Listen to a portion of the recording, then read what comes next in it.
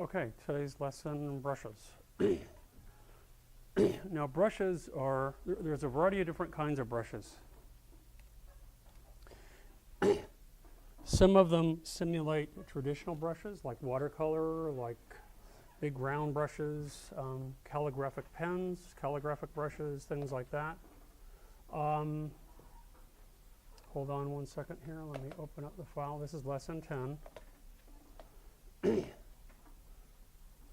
Let's go into app. No. I have to go on my folder here, and I want to go into public, and here are lessons, and it's lesson 10.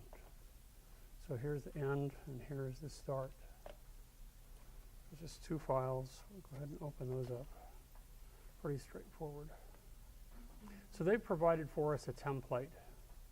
And this is what it's supposed to look like when it's done. So it's pretty simple looking illustration, but you'll see that there are all these leaves up here. This is part of a scatter brush. You can create your own scatter brush. There are several brushes that you could, libraries of brushes that you can load.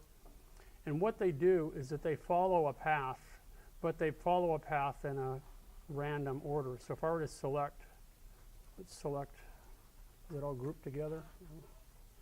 Hold on one here. Let's try the group selection tool. I'll try to roll over one of these paths, select it, and then move it over. So you can see here's the path. Does everybody see the path? And you see these two leaves. They're actually linked or attached to this path, but in a random fashion. You notice that in this particular instance, the size is uniform, but the rotation is different and the placement is different. And we could do that for each one of these. You can see where there is a path, and the size is a little different, rotation is different. We can also change the color. We're going to do a variety of things. So that's one type of brush. That's a scatter brush. You can also see that there is something called a pattern brush, and that's what this, I'm pretty sure that's the name of it. Anyway, we're going to make one of these too, where you can take shapes and attach them to a path, and they will create and this, it looks like these brushes were applied as individual elements, but in fact this is just one rectangle, and it knows when there is a sharp change in direction and that sort of thing to apply a different shape. They're really pretty cool. You can see the way the trees are made up, that these brushes actually look a little bit more like traditional brushes, meaning when I say traditional, like it could be art brushes or art tools like, as I said, oil pens, watercolor, or oil brushes, watercolor brushes, charcoal, things like that. But when you look at them a little bit more carefully, we can use the direct selection tool. We can select the path, and I can click on the path. That's, I'm not doing such a good job. Just 10, what am I doing here? I think I goofed it up. Let me undo a few steps. Let me select again the path, and let me zoom in so I can see a little better. Oh, okay, they did something different in here. They actually, let's take this instead. Let's do that. So this, they did something else to this one. I don't know what they did, but I messed it up. So let me use, again, the direct selection tool again, and I can select a point on the path, and I can move the point. And notice that when I move the point, that the brush follows the path. So it looks spontaneous and random when in fact you have the control of a Bezier curve, so you can make it go in any direction you want and continue to edit it. This is a pretty cool tool too. If we look at this, and you'll see that an effect has been applied to this called Scribble. What it is simply, if I were to remove this, so let me take this effects and throw it away. Let me move this around. Got these all discombobulated here. If I were to take this effects and throw it away, you'll see that it's just a rectangle with a solid fill. But with the effects applied, the Scribble effects, if I double click on that effect, and that's found under the effects panel, you can see that we can control a variety of things. We can control the angle. We can control the thickness and the overlap. There's no overlap, some overlap. The variation in width. Do you want a lot of variation, some variation, no variation, so that it's all uniform? You can control the stroke width from here, from a fat to a thin stroke. It's pretty cool. Huh? Yeah, I haven't shown you yet. I will. Curviness, really curvy, really angular. And so you can create any number of effects where it looks like a calligraphic pen, where it looks like a marker that's been applied. All very cool.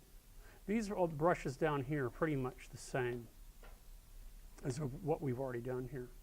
But that's what we're supposed to do here. So I'm going to do this, and it won't be in the same order as the exercise, but you'll get the idea. So let's start with this particular path. A finished product is similar, has to match. Pretty close, you know, but I want you to experiment. Can we add? You can add stuff, do what you want. It just, let me go ahead and also under Window, I'm going to bring up brushes so you can see. And there are, because of a number of them that we've already used, there are, you can see that we don't have too many loaded right now. Here is the one down here. Let me move this over here. Well, let me move it. Oh, okay, there we go. There's that scatter brush, which is the leaf. You can see a number of other brushes here that look like charcoal, that look like other things. Here are these banners. Here's another type of pattern here, an ornamental border. So for example, and you can see, if you want, you can look at the top here. Here's a little flyout window with brushes selected. And you'll say Open Brush Library, and there's a whole bunch of them, from arrows, artistic, borders. So here's more decorative borders if we want to see these, or frames, or whatever you want. There's a whole bunch of them here. So let me pull this up. So here's a bunch here of different kinds of frames. The same with borders, the other borders. So let me go ahead and start with that. Let's start with building the border here. So all I'm going to do is create and select a rectangle tool. And I don't want to fill, I just want a stroke. Because you'll see that the brushes are applied to strokes, not to fills. So to have a fill for some of these really does you no good. But if I select the wooden frame, it gives me a wooden frame. If I select this little, it looks like it's on the side of a dollar bill or something, this kind of intricate, ornate scroll work. There's a bunch of others here too that are really pretty cool. All of these different kinds of frames. We can look in here. Let me go ahead now and just, we're going to create our own to show you how it's done. So to create that border, you'll notice that they've given us these brushes over here, or not brushes, these brush shapes. They used a brush to create this little circle. See how it looks like it was done with a nice soft brush? The same with this. It looks like it's done with a really loose painterly brush here. Well, in order to create our own brush, we need to turn these into patterns first. Okay, so what I'll do is I'll select it first, and then I'm going to make sure that in swatches I have patterns, or make sure that all of these are here. I want to show all swatches, and I'm going to take this and I'm going to drag it and I'm going to move it in here, and you'll see that it's turned it into a pattern brush. If I were to only look at patterns, pattern swatches, this is the only one I have, and we really haven't talked about patterns yet. But if I were to select this and fill it with a pattern, this pattern, see how it fills multiple times? It fills like a wallpaper. There you go. Okay. So I'm going to do the same for this one. And actually, I should name that. So I'm just going to call it circle. And I'll do the same for this large stroke here. And click and just drag it into here. And it adds it as a pattern fill. Double click on it, and I'll name this one stroke So circle and stroke. So they have names, and you'll see why in a minute. Then what I want to do under brushes, bring up the brush tab, I want to create my own new brush. So some of these icons look familiar to you, should look familiar to you, like the trash can. This little one here is to create a brand new one, and we can edit the other brushes if we have them selected from here. So I want to create a brand new brush, and it will say what kind of brush. Calligraphic, we want a pattern brush. That's what we're going to create here. So I click OK, and it gives me these options. You'll notice at the top there's 5 different choices that we have. Along the straight path, we can specify a particular pattern. So I want the stroke to go in here. Every time it reaches a quarter, whether it be inside or outside, I want the circle. So I can select that one.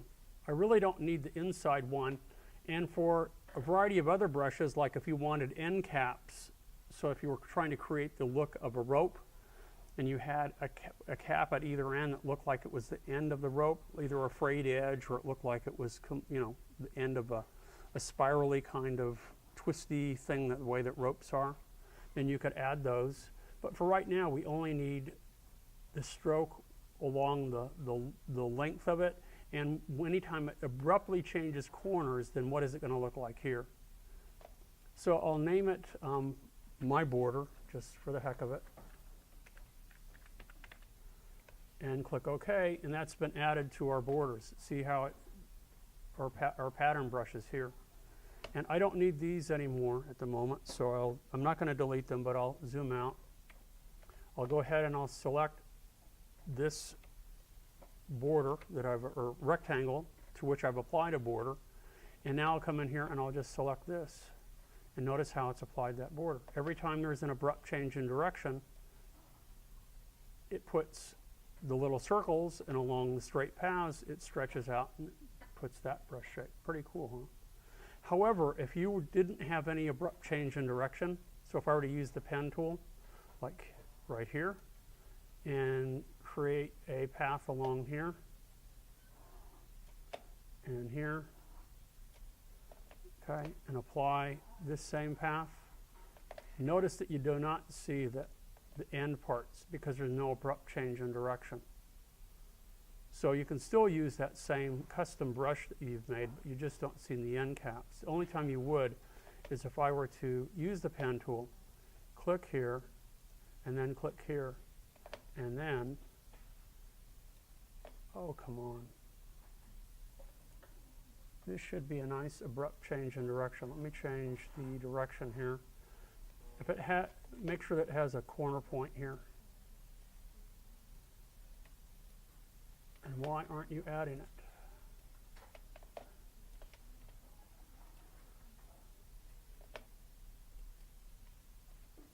Well, it made a liar out of me. It should be adding a little circle right here, because there is a strong change in direction, and it's not, and I don't know why. Maybe it really has to be an abrupt change in direction.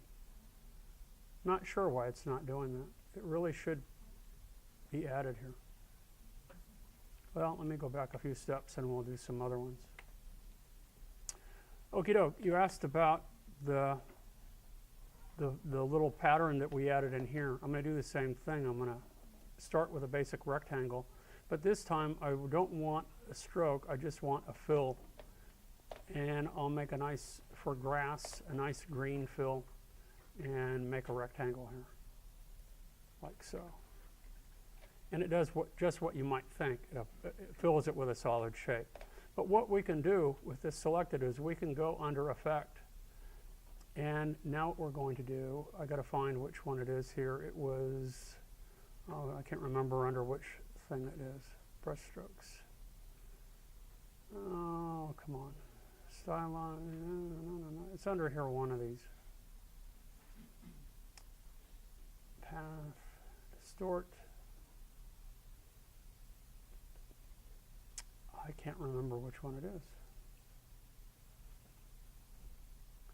Brush strokes, spatter spray, angled crosshatch, angled stroke, distort, Pixelate, no. Sharpen, sketch, no. Stylize, no. Texture, no. Okay, which one is it under?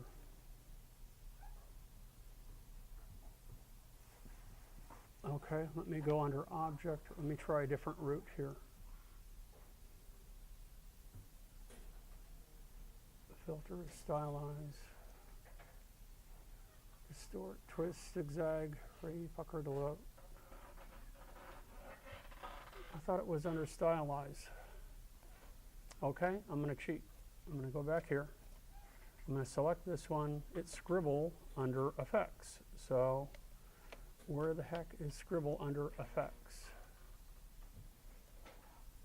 Half the time you have to figure out where the heck these things are. And I'm probably looking right at it and not seeing it. Oh, right here. I was right. It's under stylize and scribble is at the bottom. And there's the default settings. And notice it now looks like you've taken a marker and rubbed it across a little, felt tip marker at an angle. So we can control the angle from here. If you want them straight up and down at a 90-degree angle. If you want them to look like they're done at the side, we can do that. Let's make it, just for the heck of it, 90 degrees. So that's up and down. We can control the path overlap, whether we want some or not. It's centered right now. This means how much of it do you want it to overlap the shape? Outside, see how it goes way beyond the shape? And if we say inside, it's almost invisible now. So it stays within the confines of the shape or it goes outside the shape. So we'll keep it 0 for right now. Whatever the settings are that they specify in the book, we can do that. Again, we can vary the width. We can make it pretty consistent by adjusting this. We can also control the stroke width. Do we want them to vary? Tweaking that. We can adjust curviness a little bit here. Variation in width. Spacing. Loose versus tight. So when you're working on your own and you're not following the textbook, you can sit and tinker with this as much as you like until you get the desired result. I'm going to go back and adjust the variation a little bit. Stroke width.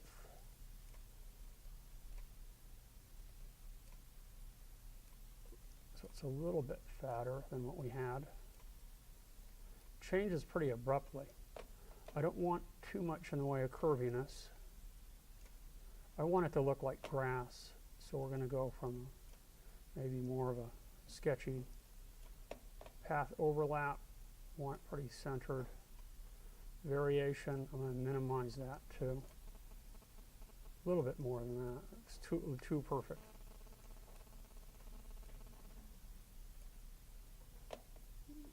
Stroke width, maybe a little bit. No, that looks pretty good. Curviness, let's take all of the curviness out of it. Variation.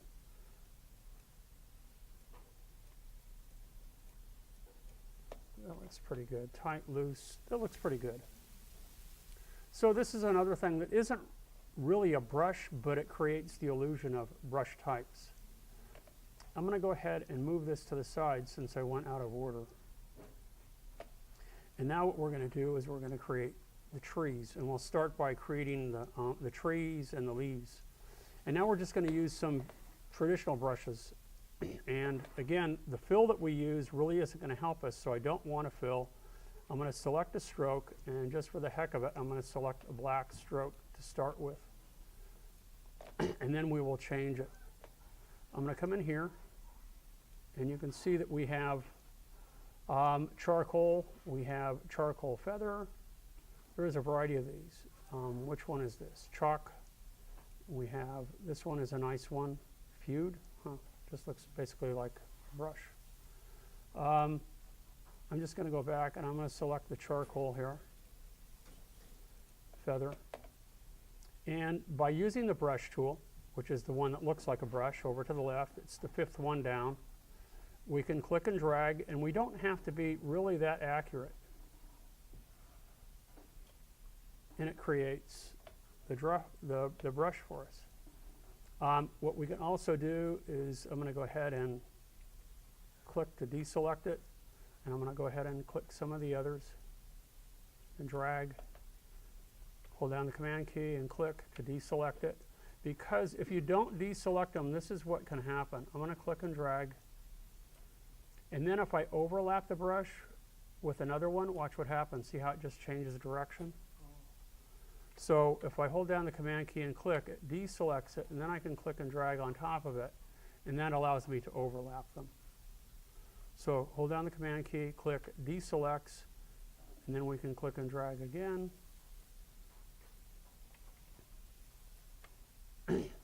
Click and drag, and we're just creating some branches here is all we're doing. Now, what if I decide I want a different color for these branches? If I want a different thickness, if I want to do something different with it rather than just use the black. To do that, let me go ahead and finish these up first, and then you get the basic idea here. Okay, so if I decide later on, let's go ahead and select just one of these, that I decided later on that I want a different thickness and or I want a different color for this. Well, what I can do is double click. Actually, I got to double click on the brush with that selected.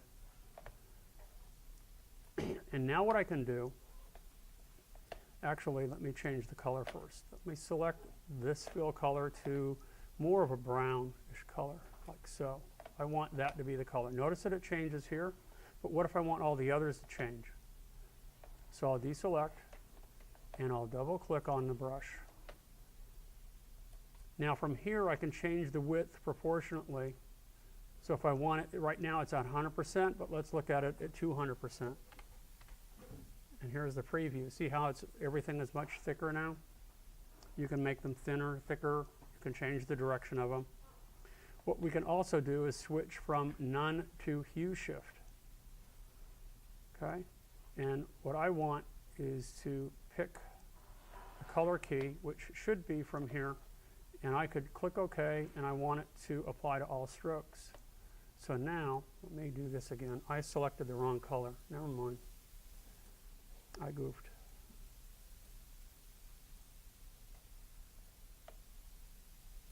I shouldn't have to select them all. Let me do it again. U-shift, and I don't want this color. Let me go back and let me click on the color that I want here. So there's my brown. They've all changed because I had them all selected. So let me change the color again. Let me change it to maybe a little bit lighter greenish brown. So now it doesn't change, but if I double click in here and I do a hue shift and I preview, cross my fingers, click on the color key will be from the eyedropper. Click OK, and it didn't do it. Well, I messed up. I'm sure I'm clearly doing something out of order. But now when you select any of them, since I've selected U-shift, you can always go back and select them and change the color and make whatever color you want for these. Okay? So these are your traditional brushes that look like regular brushes. The next one will be the scatter brush, and that's what we're going to use to create the leaves. Let me try to find this here. It's back up here. So in a similar fashion, what I'm going to do is select the brush tool again, and they have just a whole bunch of scribbly lines along here. And notice that it doesn't adhere to the brown, it adheres to the red, the one that was assigned to it when they made it. And that's fine. I'm going to go ahead and make a bunch of these. Again, hold down the command key and click. Hold down the command key and click to deselect, and I'm just randomly drawing here, and because it places them in random directions, it looks a little bit more. You don't have to be accurate. You don't want to be accurate. To find out what it's doing with these, again, you double click on the brush itself. You'll notice that it's named fall leaf. We can vary the size, and right now it's varying from 60% to 100%. So the 100% of the original size that was used when they created a pattern with that brush. The spacing, again, do you want it at 100%, you know, the actual size of the brush or the pattern, and then it can be closer together but not any farther. If I want them randomly farther apart, I can also increase it. And you'll notice how it's changing them on the fly here. It doesn't really draw them on the actual path. Huh? Right? They're actually, they're attached to that path. And you can see how we can randomize rotation, the scattering, and the spacing, and the sizing. So there are all these 4 factors, and it does make it look pretty random when you're doing that. Especially if we tweak the sizes. You can see how some are big, some are small, and change that. So again, let's switch again to U-Shift. Let's try this again. I'm going to try this again this time. I'm going to click OK. And I want to leave strokes or apply to strokes. So if I want them all to change, notice that they're all now going to change to the color that I had. This is what I was trying to do with these down here. Had in my stroke color in the bottom, I can say leave strokes, or I can apply to all strokes, and then every time I create a new one, so let's apply to this. Every time I create a new one or I select the stroke, I can now, as I was doing before, select these individual ones and we can apply different colors to them. Okay? So we can get our kind of autumn effect here. Okay? Let's put this back up here and send it behind. Object arrange, send back. So it's behind the tree. What we can also do is, so far I have not applied a fill to any of these. Let me go ahead and select a color for, let's look at, what do I want? I want swatches. They don't have any in here. I want kind of a tan color, because I'm going to do the boat next, or I can do the wavy lines next. Let's just do the wavy lines. So let me pick a blue from here. Again, I'm going to pick the stroke color. And let's pick a different kind of brush. This one will be a calligraphic brush now, where it goes from thick, thin, thick, thin. We're going to look back at the brushes, if I can find them here. Where are they? Okay, window, brushes is closed, so it's not up. There we go. So by scrolling down, maybe it was up here. There we go. Here's one here, which is a 40-point flat at a slight angle. So if I double click on that, you can see how we can control the angle of the brush from here. We can control the variation, again, randomness, the roundness. It's only 10% round. What if I wanted it rounder? If it were 100%, you just get a round brush. So that's what it's going to paint with. It's going to look like a regular round brush. But by leaving it at 10% and leaving it at an angle, you get that calligraphic effect, because as it moves and it's steady along there, you get the thick thin as you would with a calligraphic pen. I'm just going to leave that as is. It's probably too thick, but that's okay. I'm going to use the brush tool, and I'm just going to draw along here, and you'll see that I get the thick thin. And I'm not drawing very well with this. But that's okay, because if you don't draw well with the mouse, then what you can do instead, if you would rather work with the pen tool, then that would work nicely too. You don't have to use the brush tool to apply a brush to it. I can go back with the pen tool, and just as we had done before, I can click, pull in a direction. You know, this is what we had done, you know, several lessons ago. And I'm clicking and pulling and dragging so that it goes in the same direction as my little waves here. And I finish it off like so. And then when I'm done, I have the colors selected, and then what I can do is come back and apply the brush. And again, if that's too thick, if it's not exactly the way you want the path, you can adjust the path. I can double click on the brush. 40 pixels is maybe the diameter is too much. Let's try that. 27, let's drop it down maybe to 20. That looks pretty good with preview turned on. I want it to apply to the strokes. And then again, just like any other path, because this is an editable path, I can option, drag, and make copies of it. Okay. Can you repeat that again? Huh? To repeat it, option. Hold down the option key and then click and drag, and you make a copy of it. This one, where they've actually made the boat with the brush, is that they have used a stroke and a fill. So how that works, we don't need to go into detail with that, because that's pretty much the end of the exercise, is we can take one of these pointy brushes that's pointy at the front and the back, and I don't see the one that I want here. So I'm going to go ahead and load some more brushes. Let's use the fly out window, open brush library. I want artistic. How about artistic brushes? Just brush here and see what we get. And I don't want to change that, so if I have something selected, that's not good, because it will change everything. Well, these are not in the direction I wanted to go, so let's try again. And let's try a different, maybe it would be a pen brush. So let's open brush library.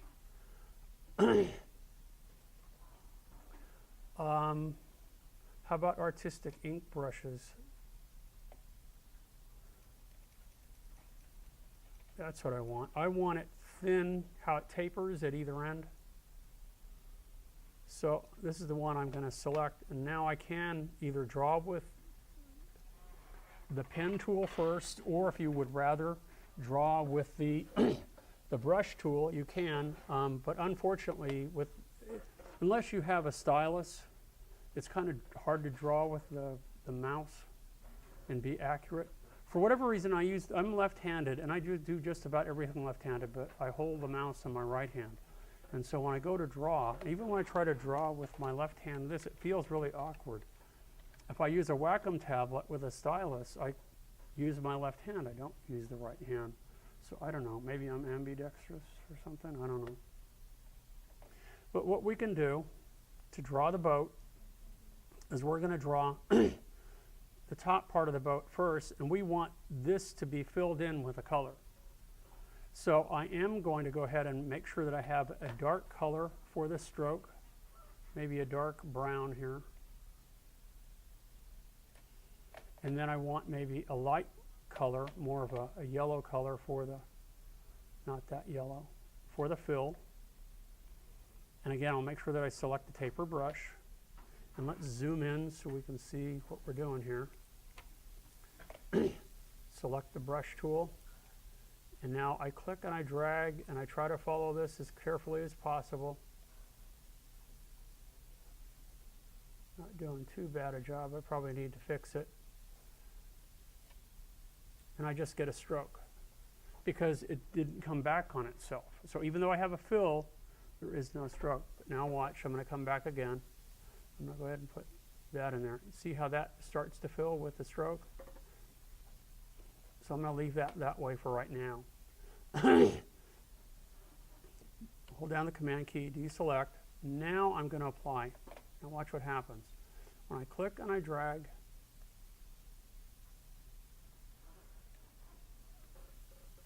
and I make an abrupt change in direction and I come back,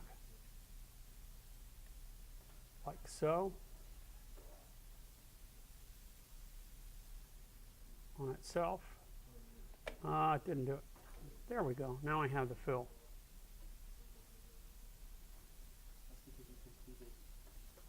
Well, it's not complete. Notice it's open at either end.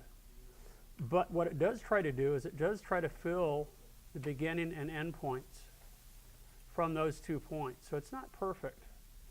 But if you want it to look more like it was done with a brush, then you can come back and you leave that, and it is just fills to that point, you know, between these 2 endpoints. So it is somewhat, you know, it's an okay solution for that. And now that it's deselected, I can come back again. We can turn that off so that I don't have a fill. Use the brush tool again so that it's tapered on either end.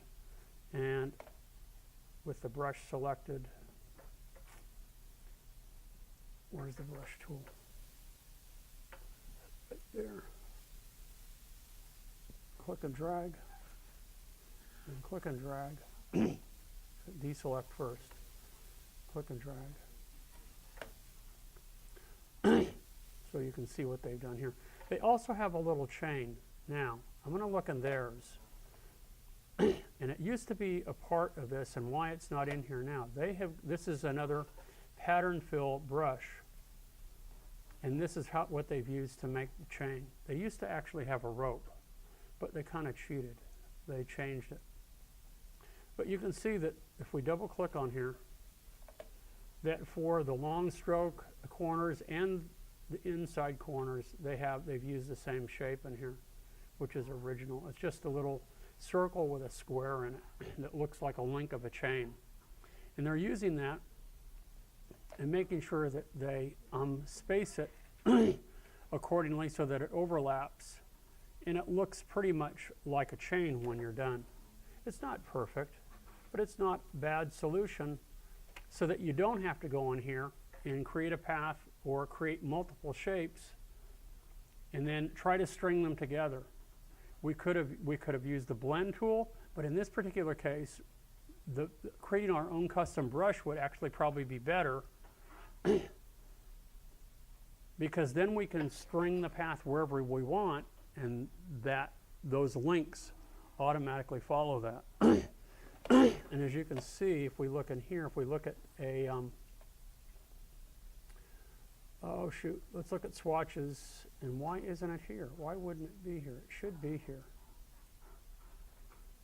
Well, let me go back over here and let's try to make our own. So I'll start by creating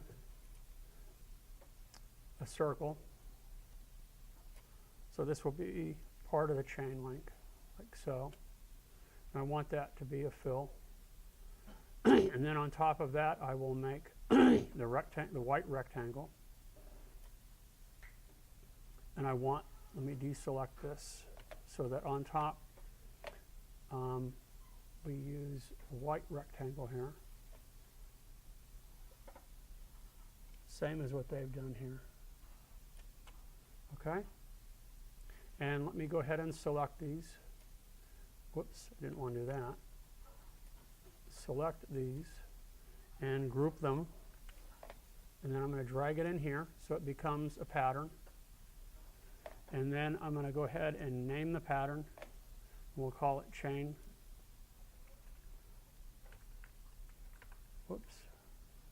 Chain or link.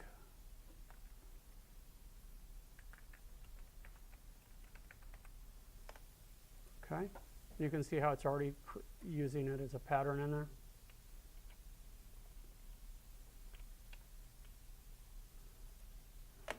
Now what I can do is I can select brushes, and let's create our own brush.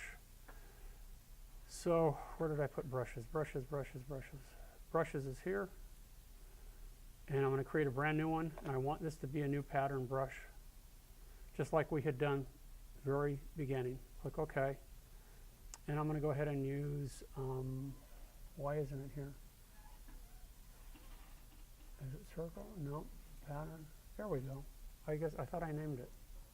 And we're going to do the same for this. Okay. And now we'll go ahead and use the brush tool. And there's our chain. So it's a little bit, in some respects, it's even better than using the blend tool to string beads, because they're automatically, string together really nicely. Can you create it like in one of the links with using the pathfinder tool and then still save it as a pattern? should, yeah. You just have to turn it into a pattern first. And to turn it into a pattern, you take whatever it is you've created and drag it into that pattern library in your pattern palette, and it turns it into one. It will let you know if what you've done to it is not acceptable. Oftentimes with patterns, you can't put gradients in there, things like that. But there's all sorts of other things you can do. Because one of the things that we haven't covered yet are symbols. Symbols are like little library items of illustrations you've made, which are really pretty cool. So if you're for an illustrator and you use the same kind of item often, and you have you want a library, let's say you draw flowers a lot and you have a library of roses and daisies and daffodils or whatever, you can make a whole library of them, and then you can paint with those.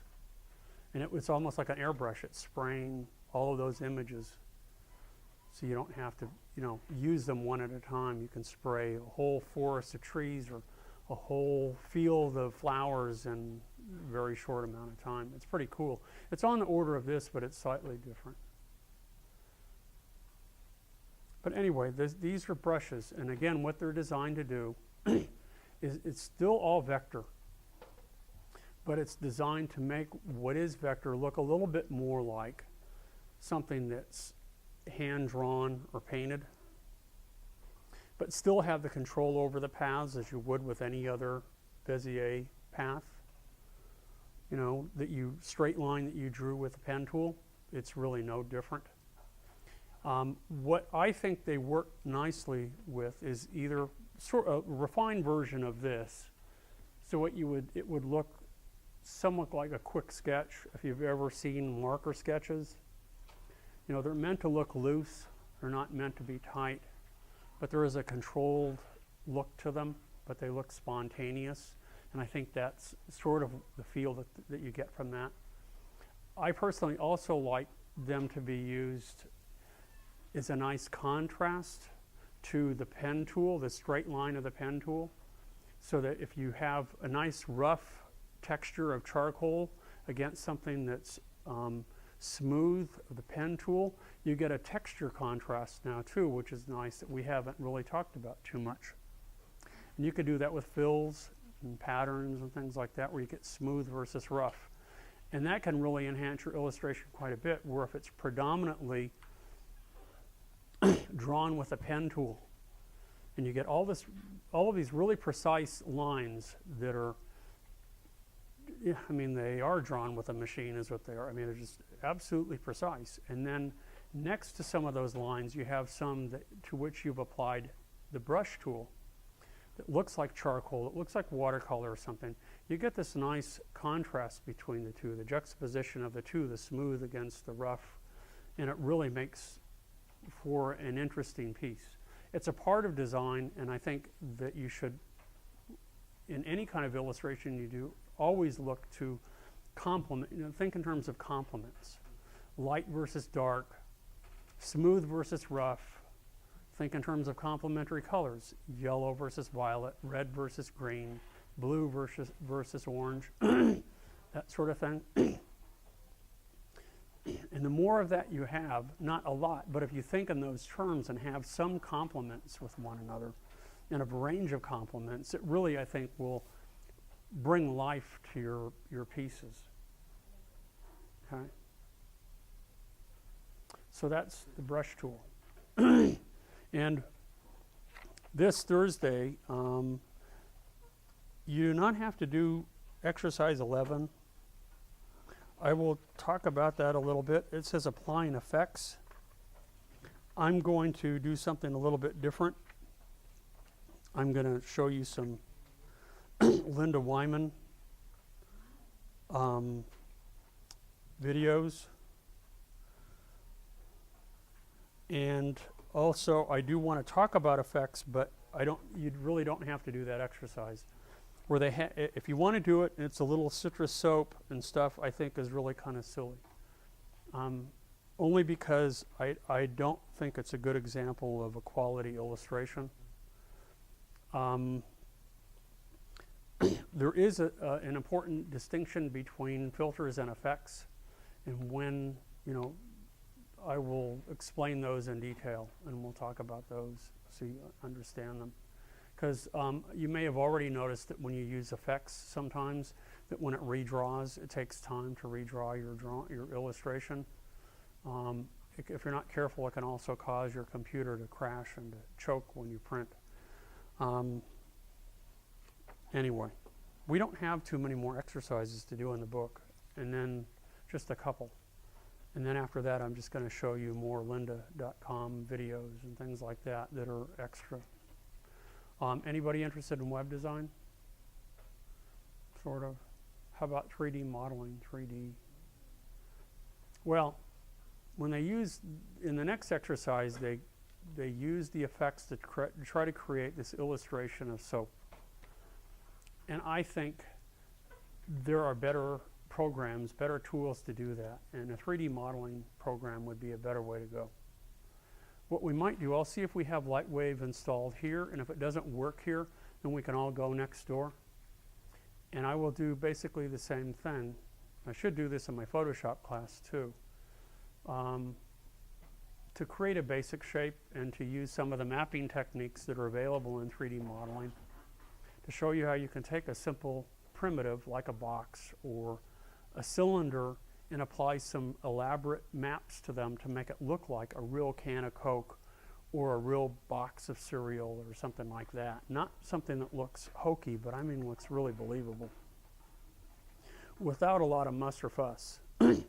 And what makes it advantageous to do some of these things and not everything in a 3D modeling program is that because you are in a virtual 3D environment, you can view that box or whatever you create from any point of view. See, when you're working in Illustrator, once you do an illustration and someone says, I really like to see that toy that you did from the other side, you have to redraw it, don't you? And you probably need another photograph or you need another drawing in order to do that. It takes a lot of work. Well, once you build something in 3D, you just simply rotate it, or you take the camera, the virtual camera in there, and move it from to another angle and take another snapshot of it. And then you can also adjust the lighting, because what 3D modeling programs do is they try to emulate the real world, how the real world works.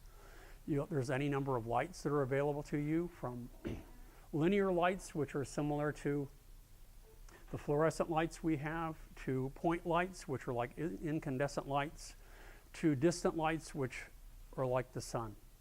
And you get all the different kinds of effects that you would and lighting situations that you would in the real world with those different lights. And it really brings the whole thing to life. It's amazing, because what you're doing is you're creating a virtual world is what you're doing, and simulating what you see in the real world.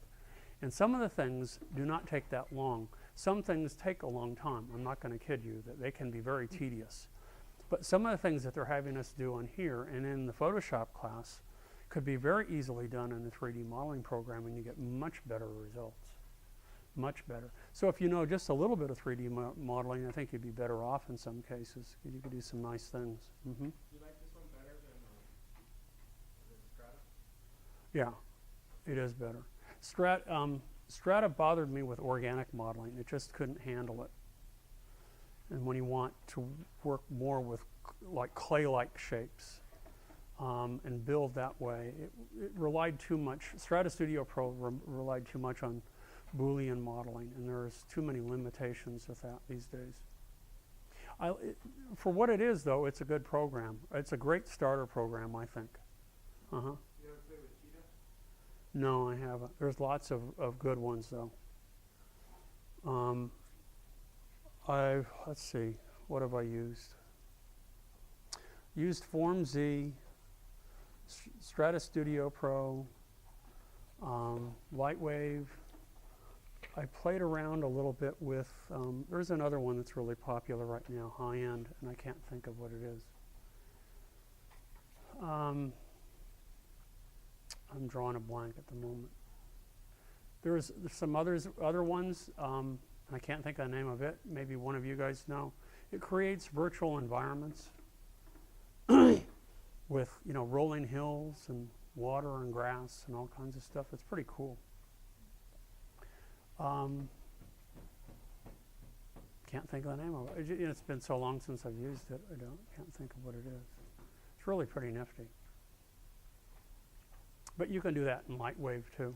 Create your own rolling hills and stuff like that and put grass on it and everything. There's some neat things. Okay, so I mean, I think that's worth covering before the end of the semester. You can see some other options that mostly what, if you haven't already gathered, what Illustrator is good for are technical drawings and stylized illustrations. And the third thing would be if you design one-sheets, ads, brochures, things like that. It does a really good job of all of those. If you want a realistic, photographic look, then use Photoshop. If you want to have a more three-dimensional look, then you need to go in the 3D world and work with that. But most things in here, especially this, look 2D and flat and graphic. And that is a legitimate look to illustration and drawings and stuff. And some people fall into that category and that group a little bit more naturally than the others. It is probably one of the most widely used programs around. So, any questions about what I've covered today? No? Okay. Let me put your grades in the grade book and then I will hand them out. Okay? That's it for today.